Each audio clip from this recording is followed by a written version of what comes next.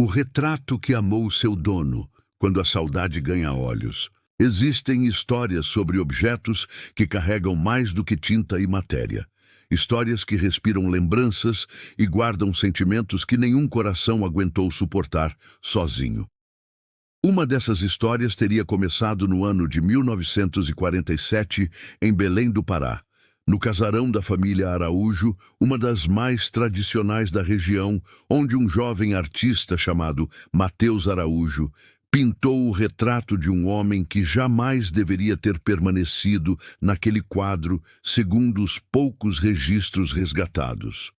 Mateus havia se apaixonado perdidamente por um visitante misterioso, vindo do sul, chamado Elias Barreto. Um homem de presença marcante, olhar sereno, e que parecia esconder algo profundo, como se tivesse visto o mundo inteiro e encontrado pouco o que amar nele.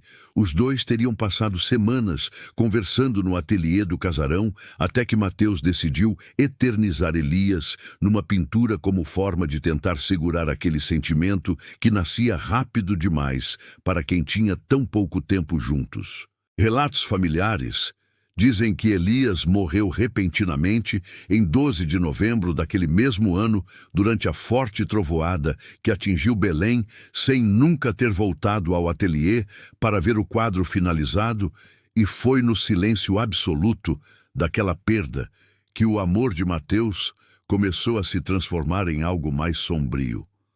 A pintura foi concluída poucos dias depois, como se o artista já soubesse que aquela seria a única forma de continuar enxergando o amado.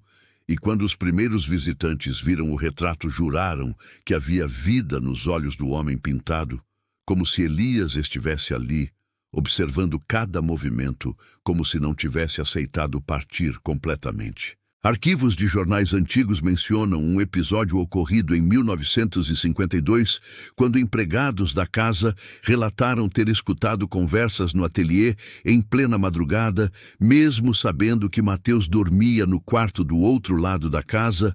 Alguns afirmaram ver a cortina balançar sem vento algum e a luz da lamparina se acender sozinha. Pouco tempo depois, Mateus começou a se isolar cada vez mais e diziam que ele só conversava com o retrato. Pedia que Elias não o deixasse, implorava para que continuasse com ele e até levava cartas que escrevia toda a tarde, como se o quadro pudesse responder. Em agosto de 1958, a situação piorou quando vizinhos alertaram que algo estranho estava acontecendo no casarão e autoridades foram até o local encontrar Mateus extremamente debilitado. A casa estava trancada por dentro e a única companhia que ele tinha era o quadro de Elias, que permanecia intacto sobre o cavalete, segundo a ficha médica. Mateus alegava que o retrato chamava seu nome todas as noites e dizia que o amava, mas que tinha medo de perder o dono para o mundo, como aconteceu antes. Entre delírios e paixão, ele dizia que Elias queria mais que um quadro, queria dividir o mesmo destino, queria viver junto de novo, como carne e espírito. A pintura foi retirada do ateliê depois que Mateus foi internado em um sanatório de Belém em 3 de setembro de 1958, e testemunhas contam que no exato momento em que tiraram o quadro de lá, o artista começou a gritar desesperado, dizendo que Elias não queria ser afastado, que ele iria se vingar de qualquer pessoa que ameaçasse separar a luz novamente, sem jamais explicar o que aquilo significava. Ele morreu no hospital em 2 de fevereiro de 1959, levando consigo segredos que ninguém teve coragem de perguntar. O retrato foi herdado por uma prima que morava no Rio de Janeiro e transportado para sua casa em Santa Teresa, onde permaneceria guardado em um corredor escuro e pouco iluminado. Visitantes relatavam desconforto ao passar diante dele. Alguns diziam que a sensação era de estar sendo seguido pelos olhos pintados que pareciam expressar tristeza e ira ao mesmo tempo. Em 1973, um restaurador contratado para limpar a tela relatou que, ao aproximar uma lâmpada da imagem, viu uma gota semelhante à lágrima escorrendo do rosto retratado. Porém, Quando tentou tocar o líquido, ele desapareceu diante dos seus olhos. Durante a década de 1990, pesquisadores interessados em arte brasileira estranharam que o quadro não apresentasse desgaste significativo mesmo após tantos anos em ambiente instável. A tinta parecia recente e os olhos de Elias brilhavam de um jeito diferente dependendo da pessoa que olhasse para eles.